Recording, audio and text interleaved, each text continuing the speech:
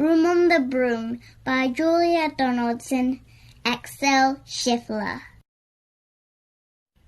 The witch had a cat and a very tall hat, and long ginger hair which she wore in a plait. How the cat purred, and how the witch grinned, as they sat on their broomstick and flew through the wind. But how the witch wailed, and how the cat spat, when the wind blew so wildly it blew off the hat. "Down!" cried the witch, and they flew to the ground. They searched for the hat, but no hat could be found. Then out of the bushes, on thundering paws, there bounded a dog with the hat in his jaws. He dropped it politely, then eagerly said, as the witch pulled the hat firmly down on her head, "I am a dog, as keen as can be. Is there room on the broom for a dog like me?" "Yes," cried the witch, and the dog clambered on. The witch tapped the broomstick, and whoosh, they were gone. Over the fields and the forests they flew. The dog wagged his tail, and the stormy wind blew. The witch laughed aloud and held onto her hat, but away blew the bow from her long ginger plait. "Down!" cried the witch, and they flew to the ground. They searched for the bow, but no bow could be found.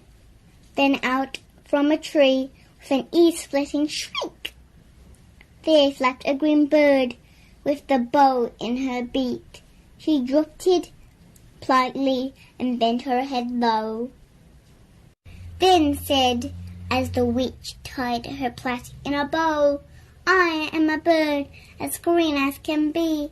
Is there room on the broom for a bird like me?" "Yes," cried the witch, so the bird fluttered on. The witch tapped the broomstick, and whoosh, they were gone. Over the reeds and the rivers they flew. The birds shrieked with glee, and the stormy wind blew. They shot through the sky to the back of beyond.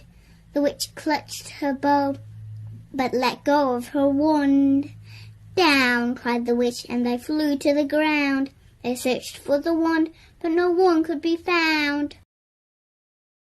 Then all of a sudden, from out of a pond, leapt a dripping wet frog with a dripping wet wand. He dropped it politely, then said with a croak, as the witch dried the wand on a fold of her cloak, "I am a frog, as clean as can be.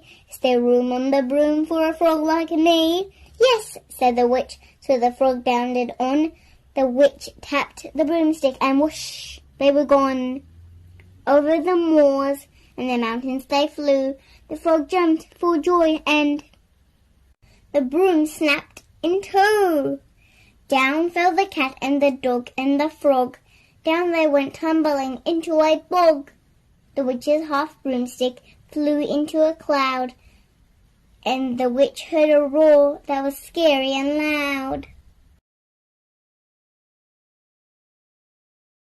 "I am a dragon as mean as can be, and I'm planning to have witch and chips for my tea." "No!" cried the witch, flying higher and higher. The dragon flew after her, breathing out fire.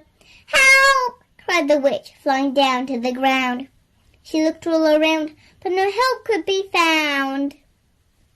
The dragon drew nearer and, licking his lips, said, "Maybe this once I'll have witch without chips." But just as he planned to begin on his feast, from out of a ditch rose a horrible beast. It was tall, dark, and sticky, and feathered and furred. It had 4 frightful heads. It had wings like a bird, and its terrible voice, when it started to speak, was a yowl and a growl and a croak and a shriek. It dripped and it squelched as it strolled from the ditch, and it said to the dragon, "Buzz off, that's my witch." The dragon drew back and he started to shake. "I'm sorry," he spluttered. "I made a mistake. It's nice to have met you, but now I must fly." And he spread out his wings and was off through the sky. Then down flew the bird, and down jumped the frog. Down climbed the cat, and phew, said the dog. And thank you, oh thank you, the grateful witch cried.